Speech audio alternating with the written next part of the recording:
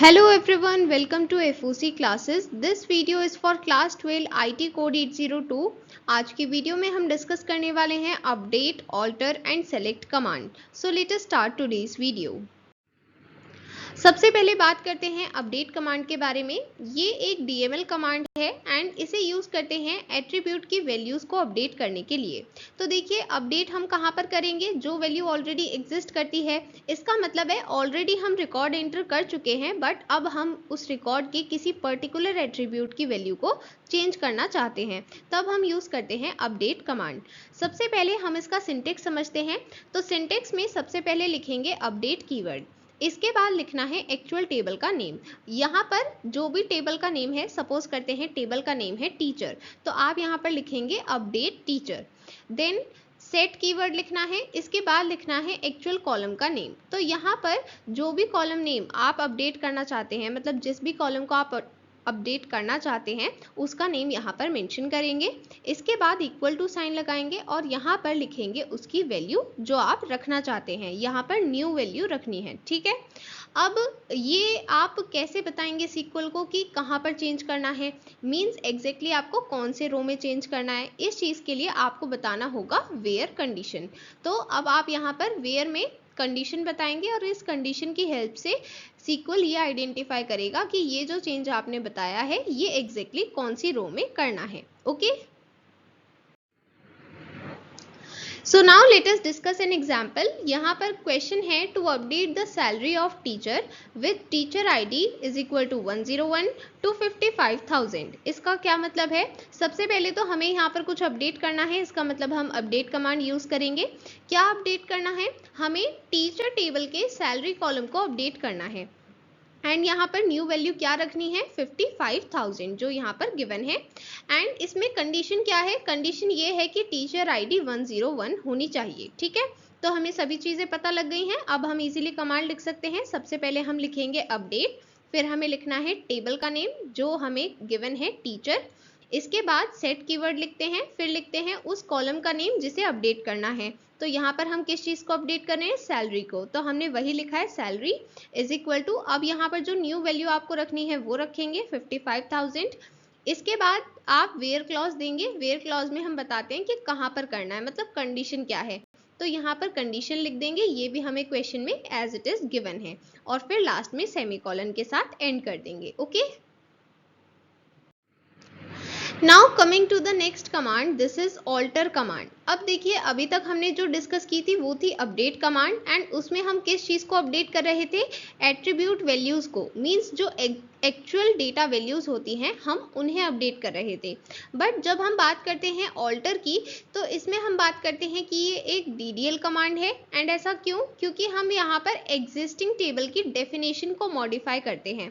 मतलब यहाँ पर डेफिनेशन से रिलेटेड बात हो रही है, मतलब जो टेबल का स्ट्रक्चर है उससे रिलेटेड बात हो रही है, इसलिए हम इसे DDL कमांड बोलते हैं. ओके, सो यहाँ पर हम ऑल्टर कमांड की हेल्प से डिफरेंट एक्शंस परफॉर्म कर सकते हैं. जैसे आप एग्जिस्टिंग टेबल में न्यू कॉलम्स ऐड कर सकते हैं, एग्जिस्टिंग कॉलम्स को डिलीट कर सकते हैं, या फिर उनके डेफिनेशन को मॉडिफाई कर सकते हैं. सिमिलरली एग्जिस्टिंग टेबल में अलग अलग कॉन्स्टेंट्स ऐड कर सकते हैं या फिर ड्रॉप कर सकते हैं. ओके, सो यहाँ पर आपको ध्यान रखना है कि जब हम ऑल्टर कमांड यूज करते हैं तो ऑल्टर कमांड खुद अकेली यूज नहीं की जाएगी, इसके साथ आपको एक्शन स्पेसिफाई करना होगा कि आपको एग्जैक्टली क्या ऑल्टर करना है, ठीक है. तो ऑल्टर आपने बताया, इसका मतलब आपने ये कहा कि हमें स्ट्रक्चर में चेंज करना है, बट एक्चुअली क्या चेंज करना है वो एक्शन आपको स्पेसिफाई करना होगा, ठीक है. तो यहाँ पर सबसे पहले हम लिखेंगे ऑल्टर टेबल. इसके बाद यहाँ पर लिखना है टेबल का नेम, ठीक है. इसके बाद आपको एक्चुअल मॉडिफिकेशन बतानी है कि आपको एक्चुअली क्या करना है. लाइक आपको कॉलम ऐड करना है या फिर कोई कॉलम डिलीट करना है, या फिर जो भी एक्चुअल मॉडिफिकेशन आपको करना है वो आप यहाँ पर स्पेसिफाई करते हैं और फिर उसके बाद सेमीकोलन लगाते हैं. ओके, सो सबसे पहले हम सिंटेक्स डिस्कस करते हैं एंड फिर हम एग्जाम्पल्स डिस्कस करेंगे. तो सबसे पहले अगर आपको कॉलम ऐड करना है, देखिए यहाँ पर हम जितने भी एग्जाम्पल्स डिस्कस करेंगे ये सभी किसके लिए हैं?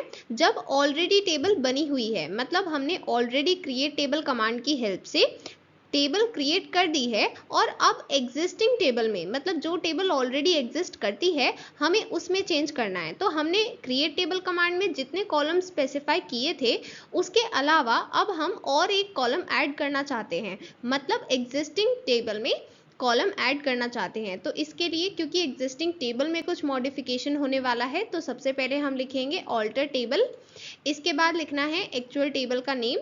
अब यहाँ पर हम एक्शन क्या कर रहे हैं, हमें क्या करना है, ऐड कॉलम, तो हम वही चीज़ यहाँ पर लिखेंगे। सबसे पहले हम लिखेंगे ऐड कीवर्ड, फिर इसके बाद आपको लिखना है एक्चुअल कॉलम का नेम। सपोज करते हैं कि आपको एक कॉलम ऐड करना है मार्क्स, तो आप यहाँ पर कॉलम नेम की जगह लिखेंगे मार्क्स।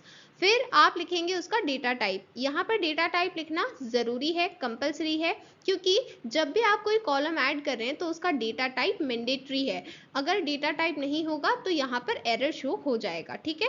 तो दोनों चीज़ें ध्यान से ऐड करेंगे और फिर सेमीकोलन लगाएंगे, ठीक है।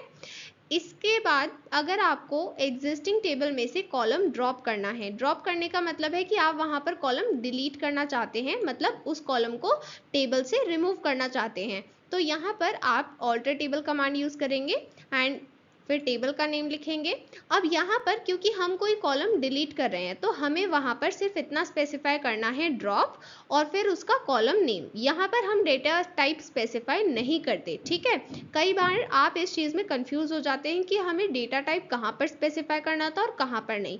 तो सिंपली याद रखेंगे कि जो नई चीज़ जो हम ऐड कर रहे हैं उसमें हमें स्पेसिफाई करना होगा, बट जो एग्जिस्टिंग हम डिलीट कर रहे हैं उसमें हमें स्पेसिफाई नहीं करना, ठीक है। तो ऐड जब करेंगे कॉलम तो वहाँ पर डेटा टाइप स्पेसिफाई करना ज़रूरी है, और यहाँ पर जब ड्रॉप करते हैं कॉलम तो यहाँ पर स्पेसिफाई नहीं करना है डेटा टाइप, ठीक है। यहाँ पर सिर्फ इतना लिखेंगे ड्रॉप और फिर उसका कॉलम नेम, फिर सेमीकोलन लगाएंगे, ठीक है।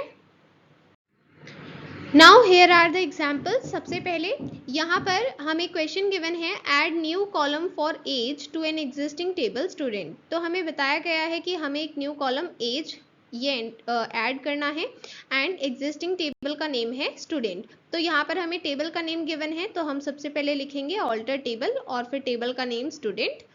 इसके बाद क्योंकि हमें कॉलम ऐड करना है तो हम क्या लिखेंगे, ऐड, इसके बाद कॉलम का नेम, देन उसका डेटा टाइप। अब देखिए डेटा टाइप हमें क्वेश्चन में तो गिवन है नहीं, बट हमें पता है कि ये मैंडेटरी होता है, तो हम थोड़ा लॉजिकली सोचेंगे कि जो कॉलम गिवन है इसके लिए क्या डेटा टाइप होना चाहिए। तो किसी की भी एज है वो एक इंटीजर नंबर ही होगा, तो इसलिए आप यहाँ पर लिख देंगे इंट या फिर इंटीजर, ठीक है। फिर सेमीकोलन लगाएंगे, ओके। इसके बाद नेक्स्ट क्वेश्चन है delete column age from table student. अब यहाँ पर हमें क्या करना है, ये जो एज कॉलम है इसे हमें डिलीट करना है इस टेबल से। तो सबसे पहले हम लिखेंगे ऑल्टर टेबल फिर टेबल का नेम। अब डिलीट करने के लिए हम क्या यूज़ करते हैं, ड्रॉप। यहाँ पर आप ये चीज़ ध्यान रखेंगे, कई बार आपको क्वेश्चन में डिलीट गिवन होता है तो आप सोचते हैं कि हमें डिलीट ही लिखना है कमांड में भी, बट नहीं, आपको कमांड में लिखना है ड्रॉप। और ऐसा क्यों, क्योंकि कॉलम एक स्ट्रक्चर का पार्ट है और स्ट्रक्चर को डिलीट करने के लिए हम ड्रॉप कीवर्ड यूज़ करते हैं, ठीक है। ये चीज़ आप प्लीज़ ध्यान रखिए, कई बार आप इसमें मिस्टेक करते हैं, ठीक है। सो हम यहाँ पर लिखेंगे ड्रॉप और फिर कॉलम का नेम क्या है, एज, ठीक है। और यहाँ पर डेटा टाइप स्पेसिफाई नहीं करना है क्योंकि हम कुछ चीज़ डिलीट कर रहे हैं, ठीक है। फिर इसके बाद सेमीकोलन लगाएंगे, ओके। अब एक और इम्पॉर्टेंट टॉपिक डिस्कस करते हैं जो ड्रॉप कॉलम से रिलेटेड है। अब सपोज करते हैं कि जिस कॉलम को हम ड्रॉप करना चाहते हैं उससे रिलेटेड कोई कॉन्स्टेंट्स अवेलेबल हैं, मतलब हमने इस कॉलम को या तो कहीं यूज़ किया है किसी कॉन्स्टेंट में या फिर कोई पर्टिकुलर कॉन्स्टेंट इस कॉलम को रेफर कर रहा है, ठीक है। तो उस केस में क्या होगा, मतलब हम जानते हैं कि अगर हमने इसको ड्रॉप किया और कहीं पर ये कांस्टेंट में अवेलेबल हुआ या कोई कांस्टेंट इसे रेफर कर रहा है तो उस केस में एरर आ जाएगा, राइट। तो वो एरर ना आए इसके लिए हमारे पास दो ऑप्शन है। सबसे पहला ऑप्शन है कि हम यहाँ पर कास्केड यूज कर सकते हैं।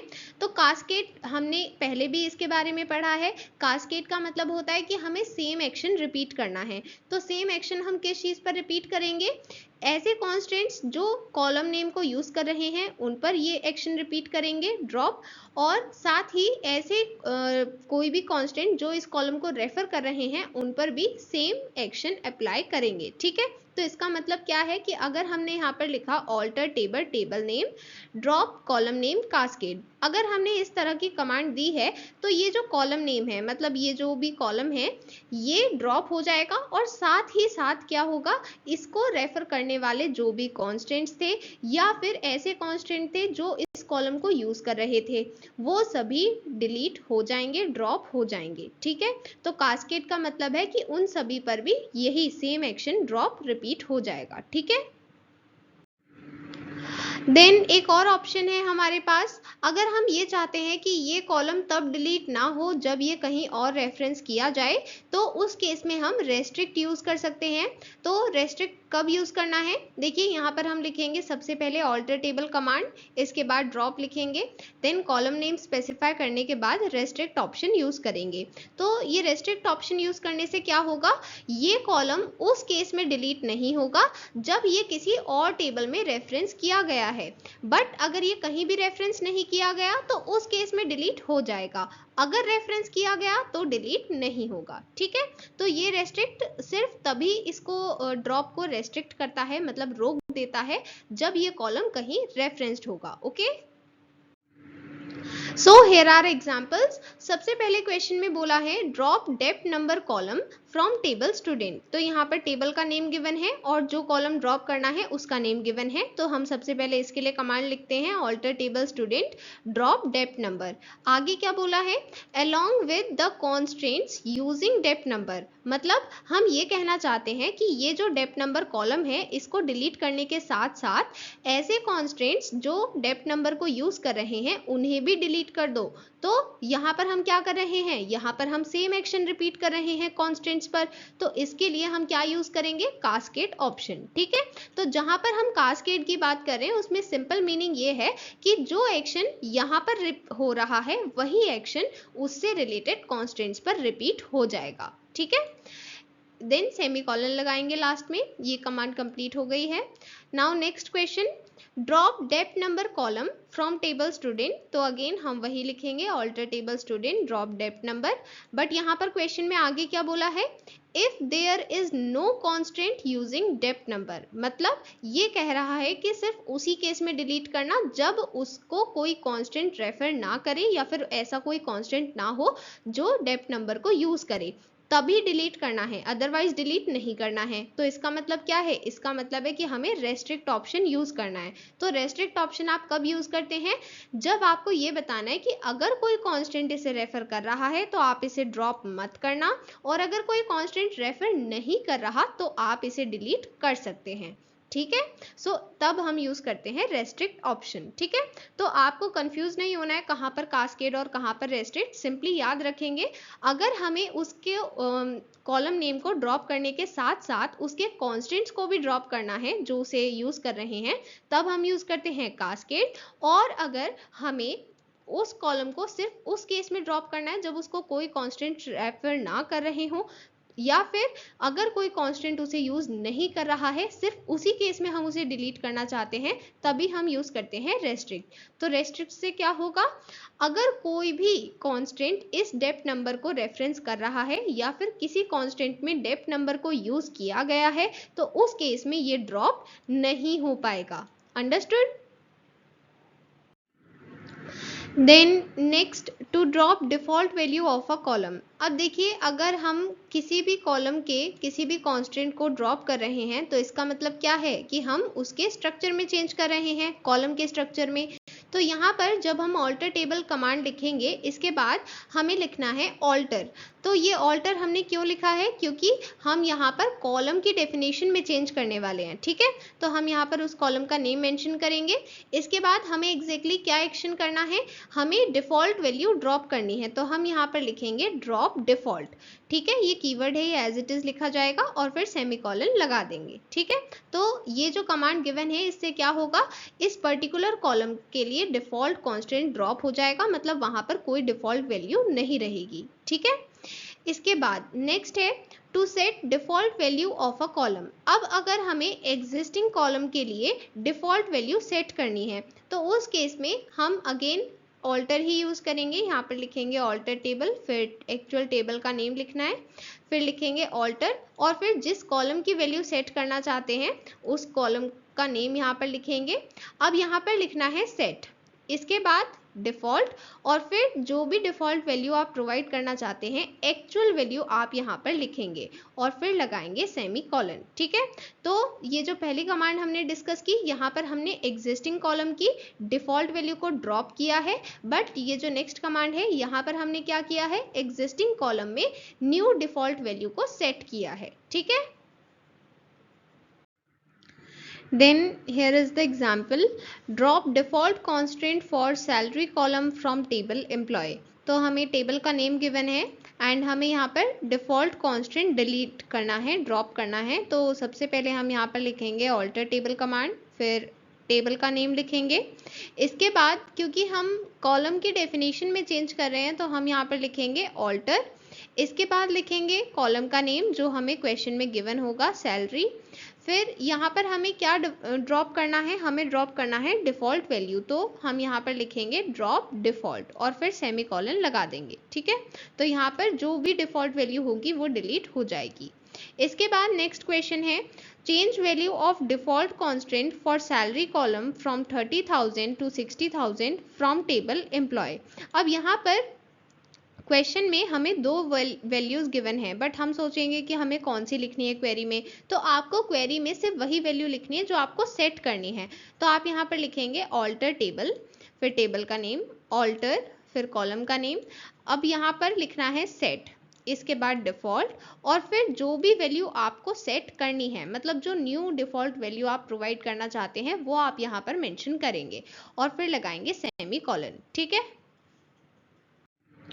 Then next topic, naming of constant. हमने ये टॉपिक पहले भी डिस्कस किया है, बट पहले जो हमने डिस्कस किया था उसमें हमने क्रिएट टेबल कमांड डिस्कस की थी जहां पर हम नेम्ड कॉन्स्टेंट क्रिएट कर रहे थे, बट अब हम यहाँ पर ऑल्टर टेबल कमांड की हेल्प से नेम्ड कॉन्स्टेंट क्रिएट करेंगे। ठीक है, तो नेम्ड कॉन्स्टेंट्स क्रिएट करते क्यों हैं, क्योंकि उसकी हेल्प से हम इजीली उन्हें अपडेट या डिलीट कर सकते हैं ऑल्टर टेबल कमांड की हेल्प से। ठीक है, एंड यहाँ पर कांस्टेंट को नेम किस तरह से करते हैं उसका एक स्पेसिफिक प्रोसीजर है। सबसे पहले हम यहाँ पर लिखेंगे कांस्टेंट जैसा यहाँ पर लिखा हुआ है, इसके बाद उस कांस्टेंट का एक्चुअल नेम लिखना है। यहाँ पर आप कई बार ये गलती करते हैं, यहाँ पर आप लिख देते हैं प्राइमरी की या फॉरेन की, बट नहीं, यहाँ पर आपसे कांस्टेंट का नेम पूछा जा रहा है। जैसे आप कॉलम का नेम देते हैं तो कॉलम का नेम आपने दिया मार्क्स, नेम, इस तरह से, उसी तरह से आपको कांस्टेंट का नेम देना होता है। ठीक है, और फिर जब स्पेसिफिकेशन लिखनी है कॉलम कांस्टेंट नेम के बाद, तब आप लिखते हैं प्राइमरी की या फिर फॉरेन की। ठीक है, तो ये चीज़ आपको कंफ्यूज नहीं करना है अपने माइंड में। जब हम कांस्टेंट नेम की बात कर रहे हैं तो आपको कांस्टेंट को कोई भी एक वैलिड नेम प्रोवाइड करना है, और फिर जब हम स्पेसिफिकेशन की बात कर रहे हैं तब आपको बताना है कि ये क्या है, प्राइमरी की है, फॉरेन की है, इस तरह से आपको पूरा स्पेसिफिकेशन बाद में देना है। ठीक है, सो यहाँ पर ये फॉर्मेट कॉमन रहता है, हम क्रिएट टेबल कमांड से लिखें कॉन्स्टेंट्स को या फिर ऑल्टर टेबल कमांड से लिखें। तो ऑल्टर टेबल कमांड से लिख रहे हैं तो ऑल्टर टेबल के बाद टेबल का नेम लिखेंगे और फिर ऐड कीवर्ड यूज करेंगे। Here is an example, add named constant primary key and foreign key in teacher table। So ये टीचर टेबल मतलब हमें टेबल का नेम गिवन है, तो सबसे पहले हम कमांड लिखेंगे ऑल्टर टेबल टीचर। यहाँ पर हमें ये बताया गया है कि टीचर टेबल में कांस्टेंट ऐड करने हैं, इसका मतलब है कि टीचर टेबल ऑलरेडी एग्जिस्ट करती है एंड आपको उसमें मॉडिफिकेशन करना है, इसलिए हम यहाँ पर ऑल्टर टेबल कमांड यूज़ कर रहे हैं। ओके, सो अब कोई भी चीज़ ऐड करनी है तो उसके लिए हम ऐड कीवर्ड यूज़ करेंगे। अब यहाँ पर क्योंकि हम कांस्टेंट ऐड कर रहे हैं तो ये चीज़ स्पेसिफाई करने के लिए हमें यहाँ पर कांस्टेंट कीवर्ड लिखना होगा। ओके, इसके बाद हमने डिस्कस किया था, जब हमने फॉर्मेट पढ़ा तब हमने ये देखा कि कांस्टेंट कीवर्ड के बाद हमें लिखना है कांस्टेंट का नेम और फिर लिखना है उसका स्पेसिफिकेशन। तो कांस्टेंट का नेम और स्पेसिफिकेशन अलग अलग हैं। ठीक है, तो ये आपको ध्यान रखना है ये फॉर्मेट। सबसे पहले हमने यहाँ पर कांस्टेंट कीवर्ड लिखा है, ये एज इट इज लिखा जाएगा। इसके बाद आपको एक वैलिड नेम सोचना है। ठीक है, तो यहाँ पर क्योंकि हम प्राइमरी की के लिए कांस्टेंट बना रहे रहे हैं तो हमें ये चीज़ याद रहे कि ये प्राइमरी की है, तो इसलिए हमने ये लिखा है टीचर अंडरस्कोर पीके, ताकि हमें याद रहे कि ये प्राइमरी की के लिए कांस्टेंट है। ठीक है, इसके बाद हमने इसकी स्पेसिफिकेशन यहाँ पर लिखी है। स्पेसिफिकेशन वैसे ही लिखेंगे जैसे हम पहले से क्रिएट टेबल में लिखते हैं। तो यहाँ पर भले ही एक कॉलम है बट उसको भी इसी तरह से लिखना है, प्राइमरी की, और फिर ब्रैकेट में आपको ये कॉलम नेम लिखना है। ठीक है, फिर ब्रैकेट क्लोज करेंगे। अब क्योंकि सेम टेबल में हम एक और कांस्टेंट ऐड करना चाहते हैं तो यहाँ पर हमने लगाया है कॉमा। इसके बाद अगेन ऐड कीवर्ड लिखेंगे, यहाँ पर कांस्टेंट कीवर्ड लिखेंगे। अब यहाँ पर अगेन हमें क्या लिखना है, कांस्टेंट का नेम। अब ये कांस्टेंट का नेम हम किसके लिए लिख रहे हैं, फॉरेन की के लिए, तो इसलिए हम फॉरेन की से थोड़ा सा रिलेटेड नेम लिखेंगे ताकि हमें वो चीज़ याद रहे। ठीक है, तो इसलिए हम लिखेंगे टीचर अंडरस्कोर एफ के। आप यहाँ पर कुछ और वैलिड नेम भी रख सकते हैं, ऐसा ज़रूरी नहीं है कि यहाँ पर ये एफ के यूज़ करना ज़रूरी है, आप कुछ और भी वैलिड नेम रख सकते हैं। ठीक है, इसके बाद आप लिखेंगे स्पेसिफिकेशन। अब स्पेसिफिकेशन में यहाँ पर ये पूरा स्पेसिफिकेशन है एंड हम जानते हैं इसी तरह से फॉरेन की को स्पेसिफाई किया जाता है। सबसे पहले लिखते हैं फॉरेन की, फिर ब्रैकेट में बताते हैं कि कौन से कॉलम पर फॉरेन की अप्लाई कर रहे हैं, देन रेफरेंसेस कीवर्ड यूज़ करेंगे, फिर जिस टेबल को हम रेफरेंस कर रहे हैं उस टेबल का नेम लिखेंगे और ब्रैकेट में उसकी प्राइमरी की का नेम लिखते हैं। ठीक है, एंड देन ब्रैकेट क्लोज करते हैं। सो यहाँ पर ये स्पेसिफिकेशन कंप्लीट हो गया है। इसके बाद यहाँ पर सेमीकोलन लगा देंगे। ठीक है, तो ये एक एग्जिस्टिंग टेबल थी टीचर, जिसमें टीचर आईडी, डेप्थ नंबर ये ऑलरेडी बने हुए थे एंड ये जो डिपार्टमेंट टेबल है ये भी ऑलरेडी बनी हुई होगी, तभी हम इसे रेफरेंस कर पा रहे हैं। ठीक है, सो डिपार्टमेंट टेबल के डेप्थ आईडी को हमने रेफरेंस किया है। ठीक है, so this is the command for this. Next, to drop named foreign key constant. अब यहाँ पर हमें एक ऐसा फॉरेन की कांस्टेंट ड्रॉप करना है जो ऑलरेडी नेम्ड है, तो हम उसे कैसे ड्रॉप करेंगे। देखिए, हम यहाँ पर किस चीज़ में चेंज कर रहे हैं, टेबल की डेफिनेशन में, तो हम लिखेंगे ऑल्टर टेबल और फिर टेबल का नेम। ठीक है, इसके बाद क्योंकि हम स्ट्रक्चर में कुछ डिलीट कर रहे हैं इसलिए हमें ड्रॉप यूज़ करना होगा। ओके, फिर इसके बाद हम एक्चुअली डिलीट कर क्या रहे हैं, वो एक्चुअली क्या है, वो है फॉरेन की, तो हम यहाँ पर लिखेंगे फॉरेन की और फिर उसके कांस्टेंट का नेम लिखेंगे। ऐसा हमने क्यों किया है, क्योंकि कई बार एक ही टेबल में मल्टीपल फॉरेन कीज भी हो सकती हैं। ठीक है, तो इसलिए हमने यहाँ पर स्पेसिफाई किया है कि एग्जैक्टली हमें कौन सा कांस्टेंट डिलीट करना है। ठीक है, और यहाँ पर आपको ध्यान रखना है कि ये सिर्फ फॉरेन की कांस्टेंट डिलीट हो रहा है, वो कॉलम डिलीट नहीं हो रहा जिस पर फॉरेन की लगी है, वो कॉलम वही रहेगा, उस पर से फॉरेन की कांस्टेंट रिमूव हो जाएगा। ठीक है, इसके बाद एग्जाम्पल गिवन है, drop the foreign key constant named as order number in orders table. तो ये हमें टेबल का नेम गिवन है, फिर इसमें हमें ये कांस्टेंट डिलीट करना है, तो हम यहाँ पर किस तरह से लिखेंगे, सबसे पहले ऑल्टर टेबल, फिर टेबल का नेम लिखना है, जो हमें क्वेश्चन में गिवन है वही लिखेंगे। एंड कई बार ना आप इसमें गलती करते हैं एंड फिर आप सोचते हैं कि पता नहीं हमारे मार्क्स क्यों कट हो गए। जैसे यहाँ पर ऑर्डर्स लिखा है, आप क्वेश्चन में आंसर में लिख देंगे ऑर्डर, तो वो गलत हो जाएगा क्योंकि आपने एग्जैक्टली वही नेम नहीं लिखा।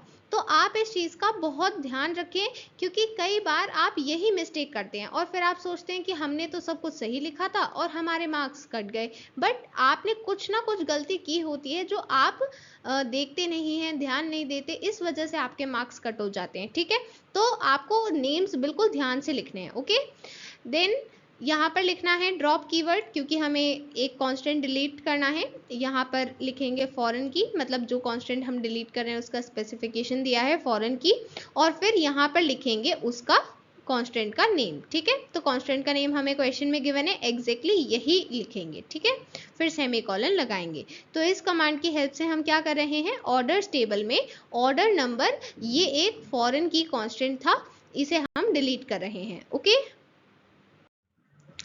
Next is to drop primary key constant. अब देखिए, हम ऑलरेडी जानते हैं कि प्राइमरी की एक टेबल में एक ही होती है, राइट। सो जब आपको प्राइमरी की कांस्टेंट ड्रॉप करना है तो उसमें आपको उसका नेम स्पेसिफाई करने की नीड नहीं है।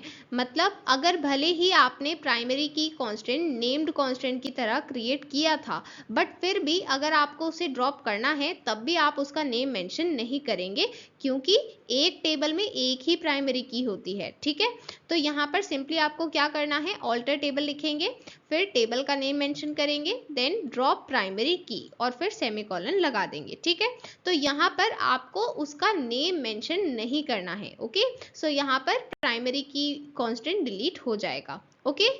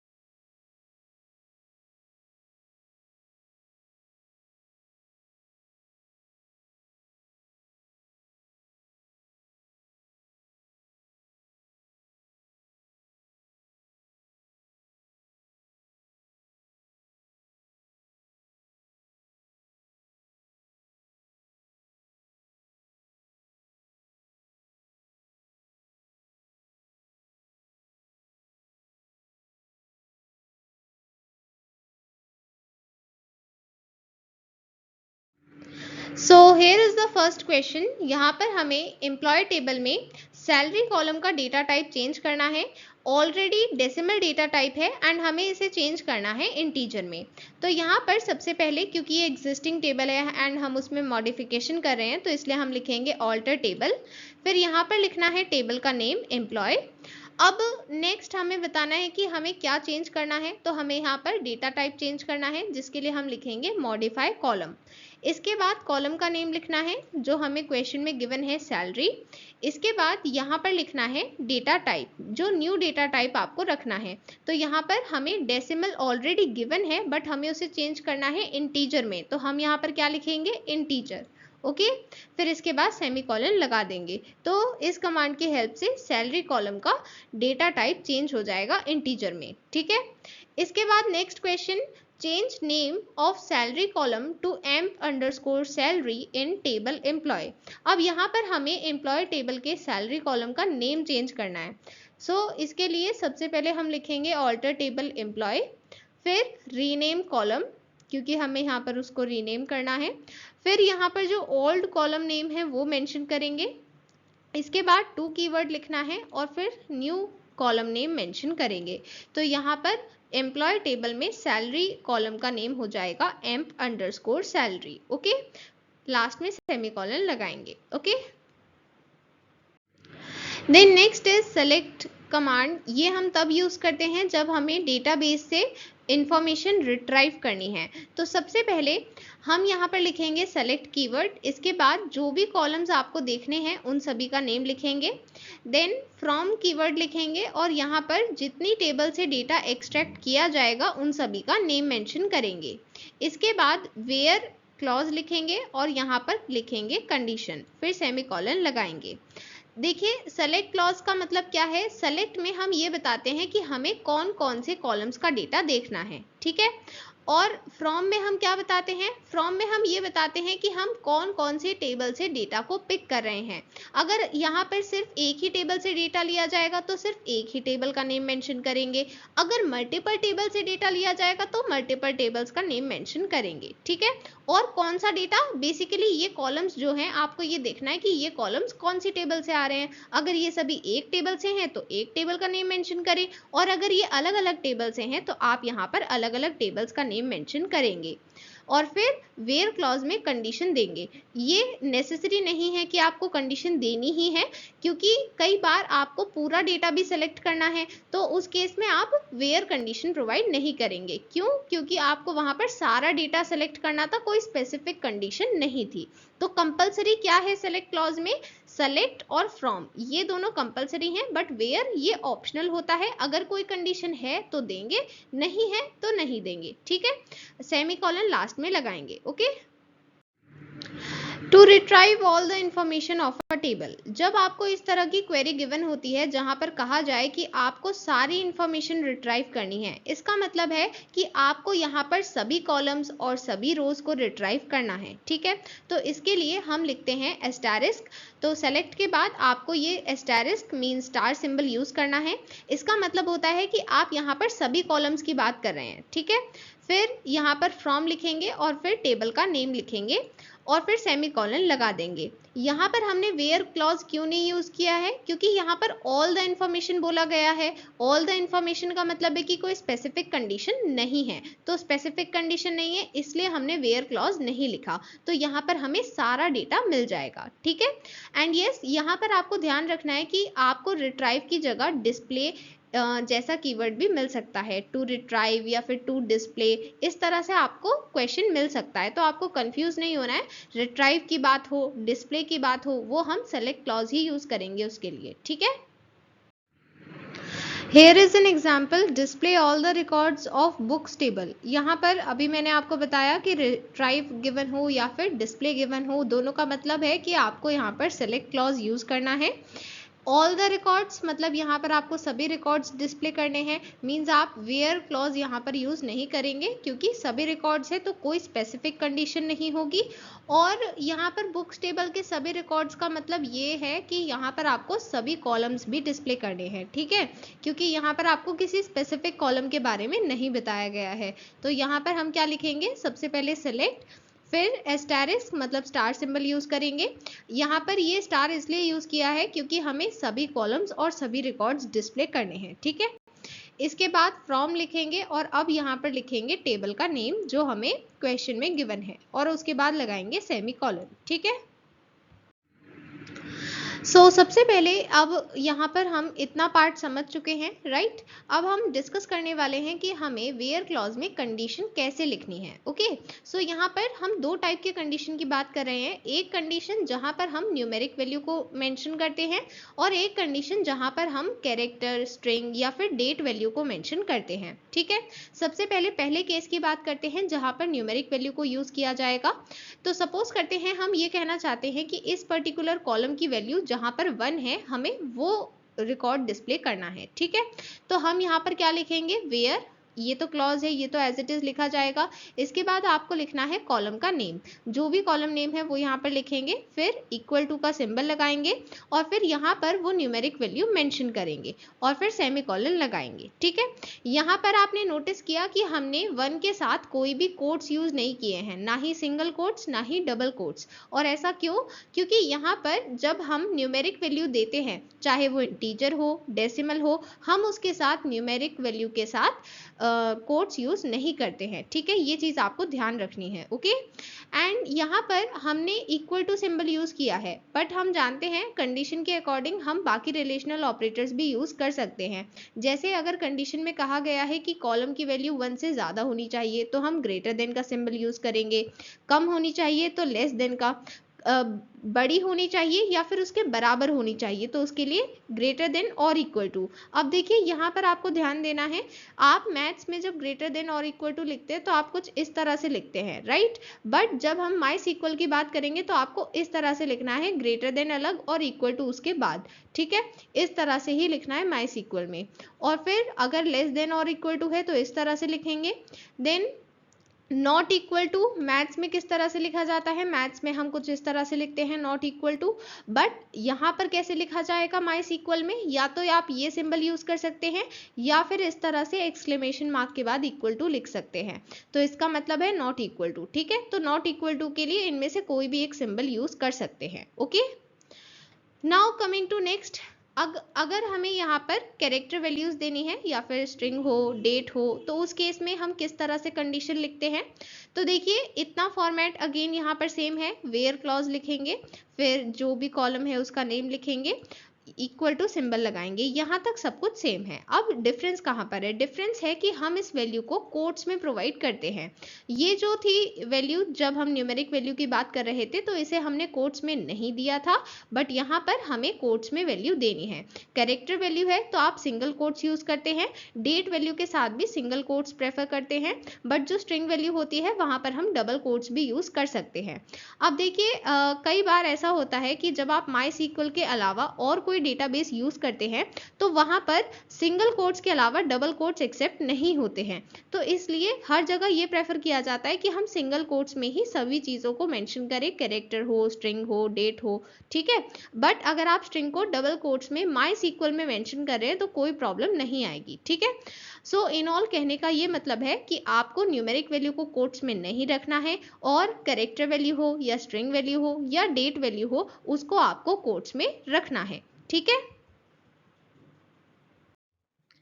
अब यहाँ पर क्वेश्चन में कहा गया है display all the records of books table having amount less than 500। तो डिस्प्ले का मतलब है कि हमें यहाँ पर सिलेक्ट क्लॉज यूज करना है, एंड कौन सी टेबल में हम बात कर रहे हैं? यहाँ पर बुक्स टेबल में, तो हमें ये डेटा बुक्स टेबल से लेना है।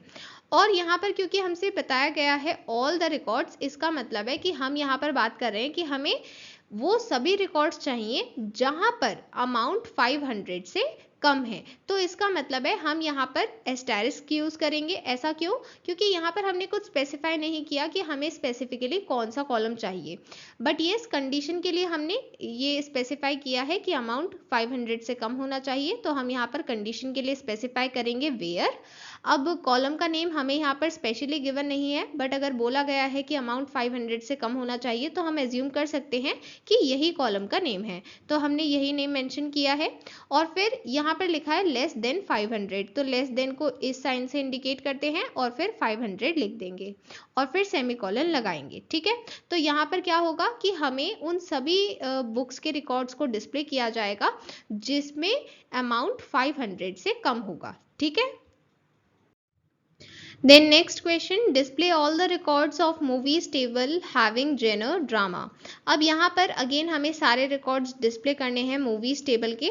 सो सबसे पहले हम लिखेंगे सेलेक्ट स्टार फ्रॉम मूवीज। अब यहाँ पर कंडीशन क्या है? हैविंग जेनर ड्रामा, तो यहाँ पर जेनर की वैल्यू ड्रामा है और ये एक स्ट्रिंग वैल्यू है, तो स्ट्रिंग वैल्यू को हम कोट्स में मेंशन करेंगे, ठीक है। यहाँ पर सिंगल कोट्स भी यूज कर सकते हैं, डबल कोट्स भी यूज कर सकते हैं। इसके बाद लगाएंगे सेमीकोलन, ओके। अभी तक हमने जितने क्वेश्चंस डिस्कस किए वहां पर सिर्फ एक कंडीशन थी, बट अब यहाँ पर दो कंडीशंस हैं, एंड इस क्वेश्चन की रिक्वायरमेंट है कि यहाँ पर दोनों कंडीशंस ही ट्रू होनी चाहिए। तो हमें इस टेबल की सारी इंफॉर्मेशन रिट्राइव करनी है, कहाँ पर? जहाँ पर दोनों गिवन कंडीशन ट्रू हो। तो इसका मतलब है कि यहाँ पर हमें दो कंडीशन गिवन है और हमें दोनों कंडीशन ही ट्रू चाहिए। तो इसके लिए हम क्या लिखेंगे? ये पार्ट तो सेम रहेगा, select star from table name. इसके बाद जब वेयर क्लॉज यूज करेंगे तो यहाँ पर क्योंकि हमें दो कंडीशन मेंशन करनी है और हमें ये भी स्पेसिफाई करना है कि दोनों ही ट्रू होनी चाहिए, तो हम दोनों कंडीशन स्पेसिफाई करने के बीच में यहाँ पर लगाएंगे एंड। ये एंड ऑपरेटर ये इंडिकेट कर रहा है कि ये कंडीशन भी ट्रू होनी चाहिए और ये कंडीशन भी ट्रू होनी चाहिए, तभी आपको वो रिकॉर्ड डिस्प्ले करना है। Understood? So here is an example, display all the records of movies table having genre drama as well as horror। अब देखिए यहाँ पर क्वेश्चन क्या कह रहा है कि हमें मूवीज टेबल के वो सारे रिकॉर्ड्स डिस्प्ले करने हैं जिसमें जेनर ड्रामा भी है और हॉरर भी है। इसका मतलब क्या है कि यहाँ पर हम दो कंडीशन दे रहे हैं, तो अगर ये कंडीशन सेटिस्फाई होगी तभी वो रिकॉर्ड डिस्प्ले होगा, अदरवाइज नहीं होगा। तो हमने यहाँ पर क्या लिखा है? वेयर, इसके बाद हमने पहली कंडीशन प्रोवाइड की genre is equal to drama, और फिर इसके बाद हमने दूसरी कंडीशन प्रोवाइड की genre is equal to horror. So इसके हेल्प से हमने क्या किया है? हमने यहाँ पर एक ऐसी कमांड लिखी है जिसमें दो कंडीशन है और जब ये दोनों कंडीशन ट्रू होंगी तभी आपको वो रिकॉर्ड डिस्प्ले किया जाएगा, ओके। अब सपोज करते हैं कि हम दो कंडीशन तो दे रहे हैं बट हम चाहते हैं कि इनमें से कोई भी एक कंडीशन एटलीस्ट ट्रू होनी चाहिए। मतलब इनमें से गिवन कंडीशंस में से कोई एक ट्रू हो, दोनों ट्रू हो तो भी चलेगा बट एटलीस्ट एक ट्रू होनी ही चाहिए। ये चीज़ स्पेसिफाई करने के लिए हम यूज़ करते हैं और ऑपरेटर। तो और ऑपरेटर जब यूज़ किया जाएगा तो गिवन कंडीशंस में से कोई भी एक कंडीशन ट्रू होनी चाहिए, तभी वो रिकॉर्ड डिस्प्ले किया जाएगा। Okay, so here is an example, display all the records of states table having zone east or north। तो हम यहाँ पर बता रहे हैं कि जोन ईस्ट भी हो सकता है या फिर नॉर्थ भी हो सकता है, एंड किसी भी एक कंडीशन के ट्रू होने पर हम यहाँ पर रिकॉर्ड को डिस्प्ले कर देंगे। तो सबसे पहले हमें लिखना है सेलेक्ट स्टार फ्रॉम स्टेट्स, फिर वेयर क्लॉज यूज करेंगे। अब सबसे पहली कंडीशन मेंशन करेंगे, तो पहली कंडीशन क्या है, जोन ईस्ट होना चाहिए। तो zone is equal to east, और ईस्ट एक स्ट्रिंग है इसलिए हमने कोट्स में रखा है इसे। फिर इसके बाद यहाँ पर और ऑपरेटर यूज किया है ये इंडिकेट करने के लिए कि यहाँ पर दोनों कंडीशंस में से किसी एक का ट्रू होना जरूरी है। फिर यहाँ पर दूसरी कंडीशन लिखेंगे zone is equal to north, फिर सेमीकोलन लगा देंगे। ठीक है, अब यहाँ पर हम एक और क्वेश्चन का डिस्कशन करते हैं। इस क्वेश्चन में हमें बोला गया है display all the records of states table having zone east और वेस्ट और नॉर्थ और साउथ। मतलब यहाँ पर हम चार कंडीशन प्रोवाइड कर रहे हैं और कह रहे हैं कि कोई भी एक ट्रू होनी चाहिए। तो इसका मतलब है कि हमें यहाँ पर चार कंडीशंस प्रोवाइड करनी होंगी और हर एक के साथ और ऑपरेटर यूज करना होगा, राइट। सो हम यहाँ पर ये मेथड यूज कर सकते हैं, जो ये कमांड यहाँ पर लिखी है ये बिल्कुल करेक्ट है, बट इसमें प्रॉब्लम ये है कि ये लेंदी है। मतलब हम इसे लिखेंगे तो इसमें हमें सेम चीज जोन इज इक्वल टू ये कितनी बार रिपीट करना होगा, और भी हमें मल्टीपल टाइम्स यूज करना होगा और ऑपरेटर। तो ये चीज बहुत लेंदी है, तो इस चीज को लेंदी ना बनाएं और इस चीज को क्या हम एक शॉर्टर ऑल्टरनेटिव से लिख सकते हैं जिसमें हम शॉर्ट वे में ये डिपिक्ट कर सकें, बिल्कुल कर सकते हैं।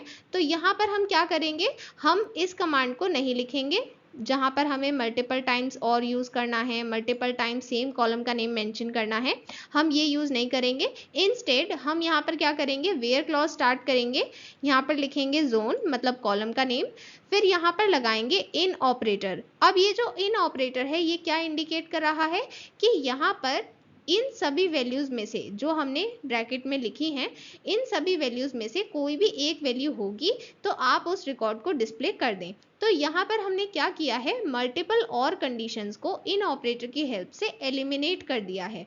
तो हमें बार बार और ऑपरेटर को यूज नहीं करना होगा, बार बार zone is equal to mention नहीं करना होगा। हम सिंपली एक बार जोन मेंशन करेंगे, इन ऑपरेटर लगाएंगे और फिर ब्रैकेट में उसकी सभी पॉसिबल वैल्यूज दे देंगे।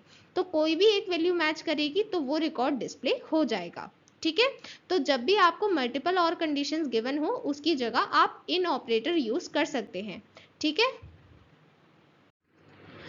so next question, display all the records of states table not having zone east or west or north or south। मतलब यहाँ पर अब हम क्या बता रहे हैं कि इनमें से कोई जोन नहीं होना चाहिए, तब हमें वो रिकॉर्ड डिस्प्ले करना है। तो यहाँ पर अगेन हम इन ऑपरेटर ही यूज करेंगे बट इसके साथ में हम नॉट ऑपरेटर भी यूज करेंगे।